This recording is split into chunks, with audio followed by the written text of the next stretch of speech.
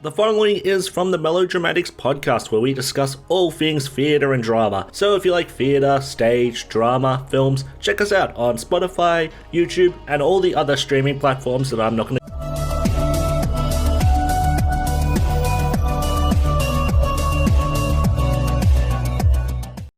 Okay, this is You Can't Rewrite Theatre, and today we're looking at apparently a classic. So... in 1986, Andrew Lloyd Webber premiered The Phantom of the Opera at Her Majesty's Theatre in West End, based upon the 1911 Gaston Leroux's novel. If I've said that wrong, dear, correct me. Yeah, the X is silent, so it's like Leroux. Right. The Crow. Right. No one remembers him. You insult French literature. All the time. He insults the French in general. I'm just a big fan. I'm actually a big fan of the French Revolution. I think they really... Which one? No. The most famous one. So, which one? Les Mis. No, that's still both of them. Gah! Are we talking the fight for liberty or the reign of terror? Are you dividing it up in that? They are both the fight for liberty. You know what? I'm not going to get into French history here. Good. Don't. This isn't the place for it. Sacre bleu. So we've heard a bit about the Phantom of the Opera, and now I'm going to explain the story of one of the most beloved musicals of all time. And you're going to cock it up. God, he's going to fuck this in the ass. You're going to love my version of this, yeah. A woman named Christine falls in love with a young gentleman but can't be with him because her dad travels. Later on, she starts acting and singing at a theatre that is haunted by a being called the Phantom who wears a mask to cover his scars. The girl's love interest comes back, the Phantom gets jealous, he steals her to get married, then he has a change of heart and lets her get married to the one she loves. There we go, Andrew Lloyd Webber. I did it in a minute and a half, what took you over 2 hours. Well, I mean, you missed a lot of details. I just cut the Her fat. father also died. Just cut And that's why she fat. became part of the theatre. She started out as a dancer and worked her way up because of her talent. And the Phantom was sort of a teacher to her, who she believed was her father come back from the dead. The angel of music. Which makes the marriage even hotter. They don't. What? Oh yeah, because he wanted to marry her. I tell you, if you read the book, it is a lot creepier and a lot darker. Yes. Yeah. So in this segment, we try to rewrite the classics. Lauren, what have you done? What is your art? Can I just What is say, my I art? bet you $100 that it's gonna be in Europe somewhere. You're wrong. I'm wrong. No. I strayed away from my tendencies to go to Europe. I don't know if I like this, And Lauren. You're breaking I- with tradition. I am. I'm breaking tradition. She's gonna say it's in Turkey or something. Not even close. Damn. I found it really hard because I really love The Phantom of the Opera. Like, it was the first musical movie I ever saw. The first musical movie I ever saw was The Producers. Good for you. The first one I ever saw, I think, was also Phantom. Was that the Joel Schumacher one, or the other one? When he was on the downturn of his career. I don't know. Or did it have Gerard Butler in it? I don't know. Okay, good. Alright. Was it in color? Yes. Then it was, yes. Wait, yeah, I think Does actually that start in black and white though? Yeah, no, I think the Doesn't it the start in Phantom of black the and white and then Opera goes to was the colour? first film to be actually like filmed in color. No, it wasn't. The first film to be shot in color was called I think it was The Jazz Singer. Okay. So it's an out of space sci-fi, and I've renamed it The Phantom of Opera. It's very far from Europe. Yes. Lauren, you're taking my so- stick. You know what's a great sci-fi? Event Horizon. Sure. Dear, if you can let Lauren speak. Yeah, for once it's not Benny cutting me off. Oh, it's weird. I like this. It's the year 5030, and planet Earth is a popular holiday destination for the inhabitants of the planet Opera Populare, or Op-Pop for for short. So But of the course, whole planet is like an opera. No, it's just a name. Oh, don't okay. don't get caught up in the details. Okay. What is in a name, as William Shakespeare would say? A rose by any other name would still smell as sweet. That's exactly what I was thinking. Okay. No, wait till he gets married to her. Continue, Lauren. So yep, it's the planet Op. You got the name, and like every popular holiday destination, Earth is expensive and it's kind of complicated to get to. So you have to take a rocket ride, and then you take a submarine ride, and then you got to walk 50 meters from the submarine station to the Earth's surface. It's quite long and expensive and very difficult. So naturally, only Op-Pops rich and famous travel there. You know how it is. Us poor people can't It's afford like stuff. Broadway. Yeah, my life story. And so on the 100th anniversary of the discovery of Earth, the ruler Firmin Andre decides to host an auction for his subjects. For only one night, one of the poorest inhabitants of Op-Pop will have a shot at visiting Earth. All they have to do is make the grandest gesture showing their devotion to their ruler. Wait, can I just pause you there? You can. The 100th discovery of Earth. So was Earth lost? Irrelevant. Okay, Details. yeah. You know, we'll get into the details when we're making Just this in a the production. future, so yeah. you can use your imagination. Whatever happened to Earth is your choice. Choose your own adventure. Okay. Attending the auction are Raoul de Chagny, or however you might say his name. That's how I say it. Raoul de Chagny. Yep, that one. He's known for stopping rockets at traffic lights, or the traffic lights in space are known as stars, and he wipes their glass for a small fee. That's how he makes his living. So kind of like those guys who stop you at the traffic lights and wipe your windscreen. Yeah, and we then still have the 99. What? You know, the 99%. Sure. Yes. And then we have Carlotta. She's the fattest inhabitant of Op-Pop. She literally gets paid to sit around all day and let people call her fat and give her money. It's quite a cultured society, isn't it? Very cultured. Then we have Madame Geary. She's a retired space dance instructor. And then finally we have Charles Operetta, or as he likes to be known, the Phantom. No one really knows what Charles does, but they suspect he's not as poor as he says he is. He was born with a large birthmark across the right side of his face, giving the illusion that he's wearing a mask. Oh. It's quite displeasing and slightly scary to look at, so no one ever dares to question him about anything. Oh, I like it. At the auction, each attendee starts performing bizarre acts to win their ruler. Madame Geary twists and turns seductively in front of him. Raoul is shouting about different deals he can offer, claiming that he'll lick Firmin Andre's rocket clean for him. And I mean, I'd be into it. yeah. And Carlotta says she'll give up eating for the rest of her life. But Which won't last very long. Well, she's very not. fat. She could probably last like 2 very months. fat, yes. It's okay. Just let us take But in it's this. the Phantom. It's the Phantom's offer that gets Firmin's attention. The Phantom offers his personal service to the mighty ruler Firmin to kill every inhabitant of Op-Pop who has ever spoken out against Firmin, and to become his full-time bodyguard, protecting him against an attack.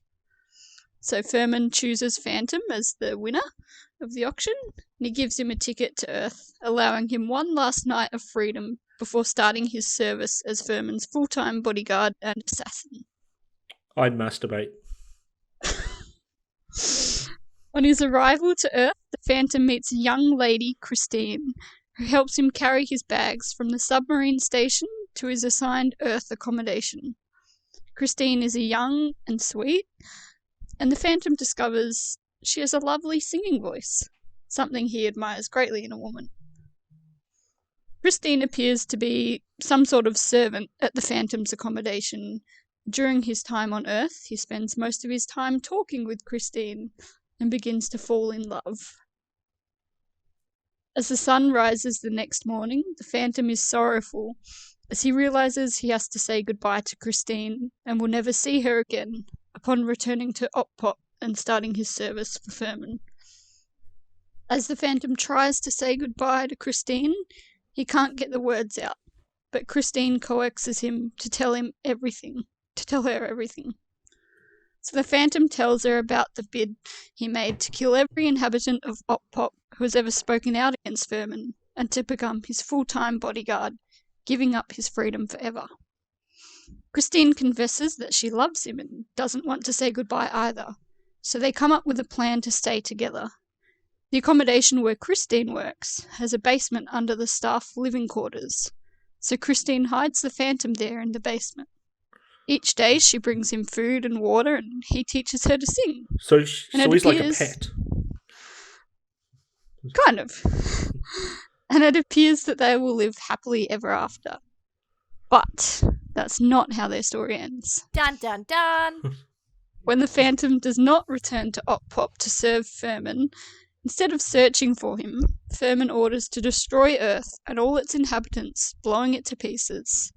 And the Phantom and Christine do not survive. The Aw. end.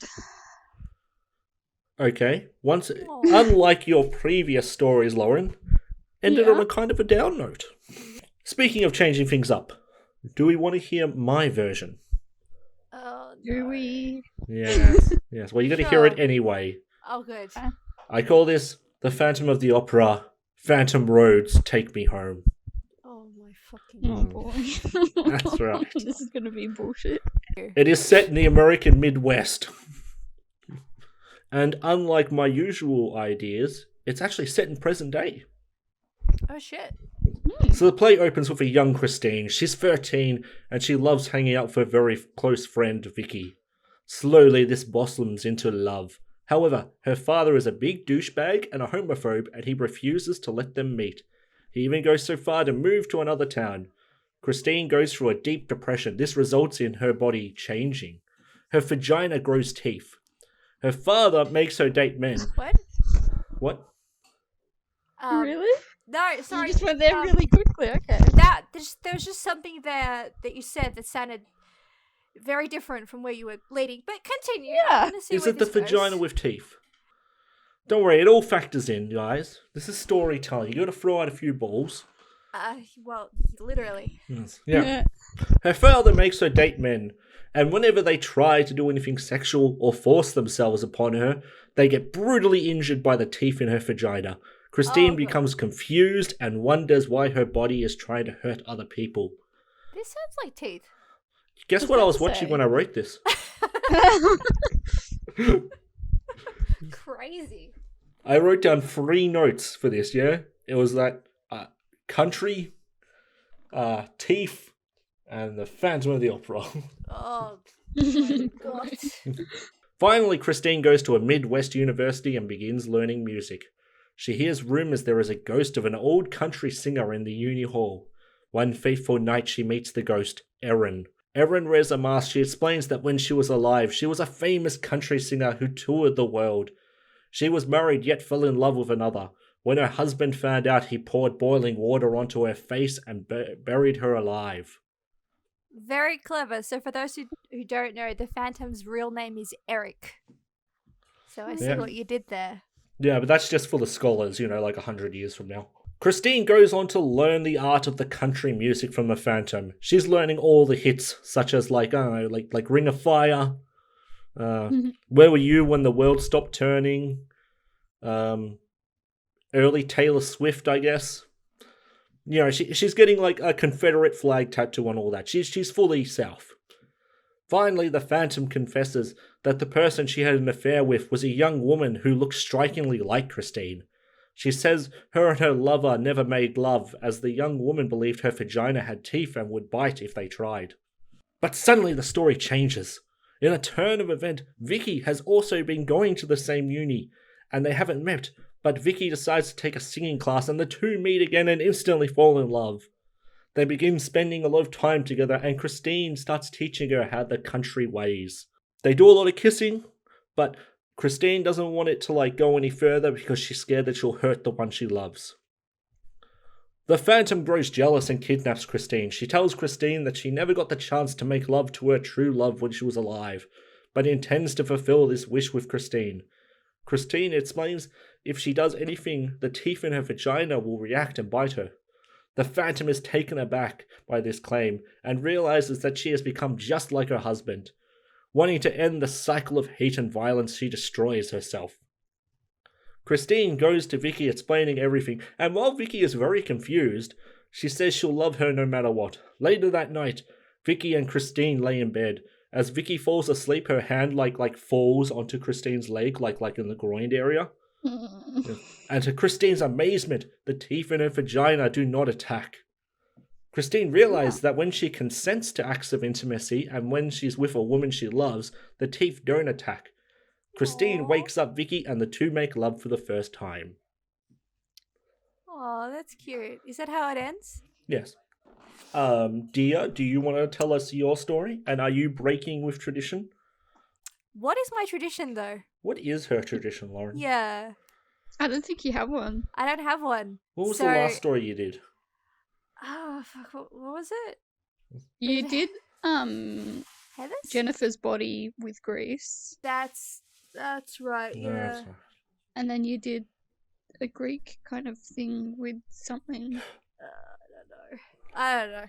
Okay, well, I'll tell you my idea. So, Phantom of the Opera is my all-time favorite musical. I've loved it for many years, and I've seen the sequel, and yeah. So, and I've also read the novel as well.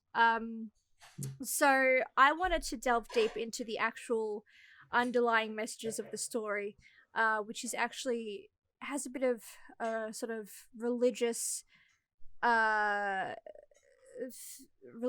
fiction to it, I guess. So in The Phantom of the Opera, the Phantom is constantly referred to as the Angel of Music. Now, the Angel of Music in Catholicism is Lucifer, the light bringer. So he plays country music. I was on the money. Yes. So now I love Catholicism and like the history and the the angels and all that. And the Do you love all aspects of Catholicism? I love the fantasy. Because there's a lot of things happening right now in Catholicism. Yes. Well, I don't love that. Yeah, let's not go into that. I love the fantasy of it. So, yeah. So what I rewrote Phantom of the Opera, I rewrote it as a sort of, think of it like Constantine. So, like someone torn between heaven and hell. So Christine is this woman, just normal woman, in the world. I don't really have a time period as such, but she's torn between an angel and a demon. So you've got, the Lucifer, the angel of music, who seduces her to the underworld, a life of sin, music and pleasure and all that. And then you've got Raoul, who is, I sort of sculpted him after Michael, the archangel, who's, urging her to follow the right path, where she's married happily and lives a life of sort of, mediocrity. But still, there's still happiness there. And, she was raised in the Catholic faith and has always followed that. But now that she's met Lucifer, she's kind of thinking like, oh, this sounds pretty cool. And I've sort of sculpted the world to be sort of the theater is the world. So the devil constantly tries to meddle in the world. He destroys public figures like Carlotta and all that, trying to seduce this young girl. And it's sort of the story of, who she chooses, the devil or the angel. So yeah, that's sort of my rough idea. I like how you guys sort of go really in depth, but I tend to like to just talk about the themes of it all. Exactly. No, so, yeah. We'll nut out your idea when we're doing it in the production. Yeah. Sure thing. We'll do a night where each of us gets an hour to do like our Phantom performances. Oh, okay. A musical. I can't sing. So, Lauren, I sent you Mel's story as well. She didn't get a chance to write out her full 3 pages of a story that she normally does. But do you want to really read out short what she essay? sent? It's Yeah. only 2.5 this time. Okay.